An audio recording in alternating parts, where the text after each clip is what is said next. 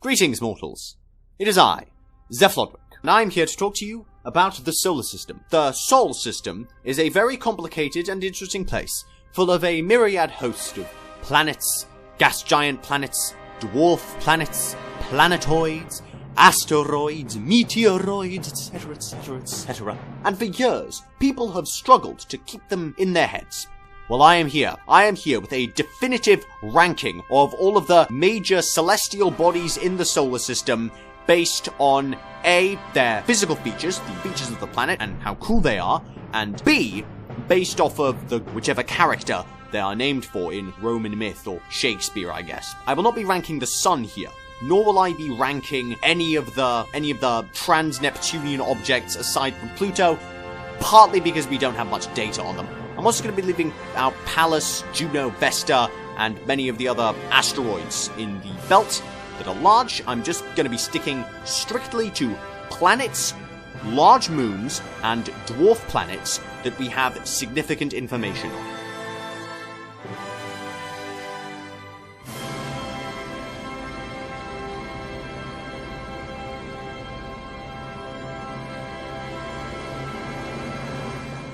So starting off with the first planet of the solar system, Mercury. Mercury's a pretty cool planet. It's very hot, very close to the sun. Its day is longer than its year. It's got an interesting green hue. And the god too is pretty cool. He's a speedy god. He's the messenger of the gods. And he is a psychopomp, ferrying people into the underworld. However, there is one significant downside to Mercury. Mercury is the god of speed, obviously. You know, he's flying about, zipping about. But he's also a very young Olympian god. And that makes him the god of Zoomers. By far the worst generation in the history of mankind. B tier. Next we have Venus. Venus is the goddess of love. She from space, she has beautiful clouds that surround her. But underneath those clouds she's a boiling, pressurized hellhole where it rains acid. Insert joke about your ex-girlfriend. In fact, when the Russians sent a probe over to her, they were expecting to find luscious green forests and oceans under her. And instead, all they found were, hellscapes.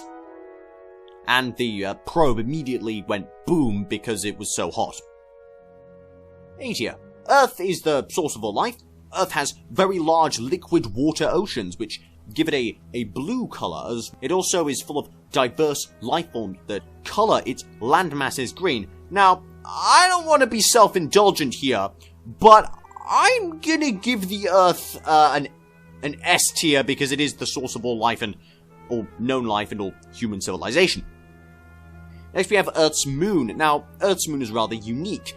Most moons were either formed in accretion disks around the planet, or they were their own little planets or dwarf planets that got captured by the gravity of the planet that they orbit around. The moon is unique. You see, billions of years ago, there was the Earth, and then there was another planet that crashed into the Earth, and the resulting debris created the moon. So this means the moon has a very similar composition to the Earth, and the moon, compared to the Earth, is actually quite large, and this allows for a stable orbit of the Earth, meaning that the moon contributes to life existing on the Earth, and thus the development of all human civilization. Pretty cool if you ask me. However, there is one significant downside to the moon. The moon is responsible for werewolves, and thus the Twilight novels. B tier. Next up is Mars. Mars is the red planet. Mars is the god of war, riding into battle in his chariot, kicking ass. Turns out he's a huge wimp, though. Yeah, you ever heard the Iliad? You know that scene where Diomedes stabs him and he goes crying back to Olympus? Jupiter's the kind of father who transparently favors certain children over others. And I'm not saying Minerva's Jupiter's favorite war god, but I am saying that Mars is definitely more of a Shinji than a Rhea, if you know what I'm saying. And that just makes Mars even worse, All of Mars's good qualities they just get made worse by the fact that Mars is such a wimpy god. D tier. Mars has 2 moons. They're relatively small, but I decided to include them because they're the only moons that Mars has. Phobos and Deimos, they are Mars' sons, and they attend him in battle. Now, Phobos is the closer of the 2 moons, and Phobos is slowly coming closer and closer to Mars, so, to all you citizens of Moscopolis in the year 3000, you're doomed. The end is nigh. Flee if you can. Phobos is going to crash into your planet and cause a disaster on the level of the extinction of the dinosaurs. Although, honestly, that'd be pretty cool to watch from space, though. Just imagine, like an explosion. Giant explosion from space. I'd pay money to see that. Good money. And also, I don't know, you can make up some poignant rubbish about the cycle of violence and how the son succeeds the father. So, definite S tier on Phobos. Deimos is kind of the opposite of Phobos. Deimos is the other moon of Mars, and Deimos is moving slowly away from Mars to be ejected from the planet's orbit, just running away from battle like a complete coward. He is truly the son of Mars. D tier. Ceres is a dwarf planet, which is in the Asteroid Belt. It was actually once considered a planet, and then got demoted from being a planet to an asteroid, but then got raised up to being a dwarf planet once Pluto was callously, cruelly exiled into dwarf planetary status.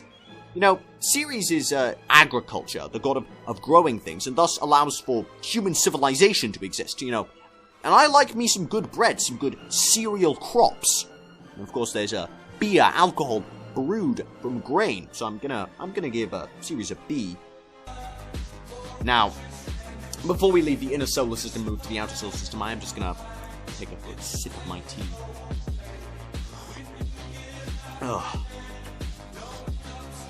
Oh, that really helps my void, yeah. So yeah, Russell's Teapot. Russell's Teapot is a definite S tier. Next we have Jupiter. Jupiter is not only the king of the gods, but the king of the planets. Ruler of the solar system. Undisputed. It's a wise king, a wise steward of the inner solar system, keeping the asteroid belt shepherded in its place so that the inner solar system isn't constantly bombarded by stray rocks that occasionally wipe out life on Earth in dinosaur-level extinctions. I am very grateful, Jupiter. But Jupiter itself is, it's a giant gas giant, and it's got fast and screaming winds upon its surface, a huge hurricane storm that's been raging for hundreds and hundreds of years. Immediate S tier. And of course, Jupiter, being the king of the planets, has moons that are truly the kings of moons. First we have Io. Io is the closest to Jupiter. Io is full of active volcanoes that are spewing lava out all the way into space. How cool is that? S tier. Next we have Europa. Europa's surface is covered in a giant ice sheet, and below is a liquid ocean that may well harbor life. Probably not intelligent life, although I could imagine perhaps subaquatic cities, but let your imagination run wild as to the fanciful and myriad forms of sea creature that inhabit this midnight ocean. S tier. Next we have Ganymede. Ganymede is not only the largest Jovian moon, but the largest moon in the solar system. Ganymede in the mythology was Jupiter's cupbearer and was said to be the most beautiful of all mortal men, so S tier. Callisto was turned into a bear. Now, bears are pretty cool animals. Bears are very powerful. They can easily kill people, but generally, at the very least, black bears tend to be more docile, passive. They prefer to eat insects and berries, though they will occasionally hunt for food. But bears, not only are they strong, but they have the intelligence to back up their strength. Unlike Mars, they have brawn to fortify their brains. S tier. Moving on from the Jupiter, we have Saturn. Now, Saturn gets an immediate A tier for those cool rings. No other planet can boast such magnificent ornaments. However, Saturn doesn't have that much else going for him. I'm afraid he's kind of a, sad yellowish color. And his moons don't support his majesty the way that Jupiter does. Jupiter's got magnificent moons. So, I'm gonna give Saturn an A, which is honestly a little bit generous. First we have Rhea. Rhea would be an A tier if its ring system was confirmed. A moon with a ring system, very unique in the solar system. But we don't really know for certain whether the ring system is there. And other than that, she's a pretty typical body. I'm afraid I can't give her anything higher than a B. Now, Titan is the largest of the Saturnian moons and one of the largest moons. And Titan is another body that may harbor life. Titan has a very thick atmosphere that insulates the planet, keeping it warm in the chilly outer regions of our solar system. Titan's surface has liquid oceans on them. It's very cold there. The oceans are the ice is frozen. There are oceans made of different materials, but just like I could imagine easily there could be life there.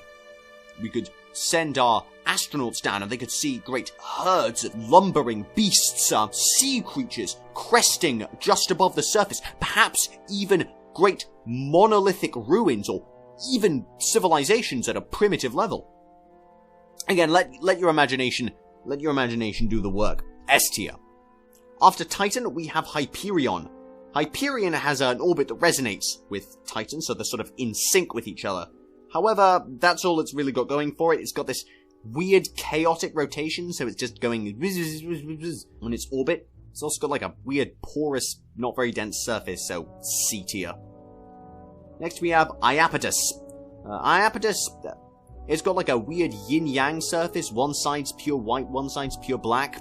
Other than that, it's pretty typical B tier. Again, generally, very typical Saturnian moons. Not that much interesting going on in them. After Iapetus, there's Uranus. Now, I was gonna give Uranus pity points because, you know, of the callous jokes that English people make based on how its name sounds like your anus. But no.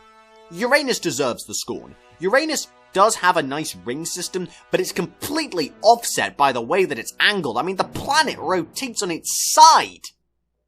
Why? It's just, no, it's just this weird, boring shade of blue. C tier. After Uranus, we have Miranda. Now, the Uranian moons are named after Shakespeare characters, and this particular Uranian moon is named after a character from The Tempest. The most boring character in The Tempest. D tier.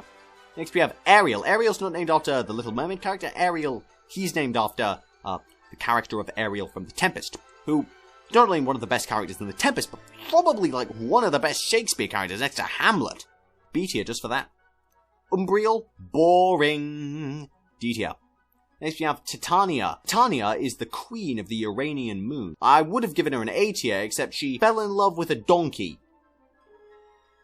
Next we have Oberon. Oberon is the king of the fairies, king of the Uranian moons, husband of Titania. He's the second largest moon, and is an A tier. Neptune. Neptune's like Uranus, but actually good. Neptune has got a nice blue color with bands, weather that you can see on the surface like Jupiter, and its own version of the Jupiter's great red spot, its great slightly darker shade of blue spot. The Jupiter parallels don't end there. Jupiter's really the king, the shepherd of the inner solar system. Neptune is the shepherd of the outer solar system, keeping the other planets in place. And there are these objects called, Plutinos, which are in sync with its orbit. So Neptune, definite S. Triton is really the only large Neptunian moon. What Neptunian moons may lack in their general size, Triton's soul size makes up for it. Not only is it big, but it has active geological activity on it. S tier. Pluto. Pluto immediately gets a boost for how it was so just ejected from the Planet Club because they didn't want there to be 10 or 11 planets. Awful. Awful. Awful. And it's a shame too, because Pluto is such an interesting dwarf planet, celestial body. It's got a heart on itself. It's in sync with Neptune, immediately gets it points. But then we move on to his moon, Charon. Charon is not really a moon of Pluto. It's more like the two are in orbit of each other in a double system, their center of gravity between the two bodies. This is completely unique in the solar system and gets them an S tier, both. Now, my dear viewers, I leave you with a question. If you were to discover a celestial body, be it a moon, a dwarf planet, an asteroid, hell, maybe even a planet, what would you name it? The only caveat to this question is it can't be named after yourself, because that's just too obvious. And with that, I bid you adieu.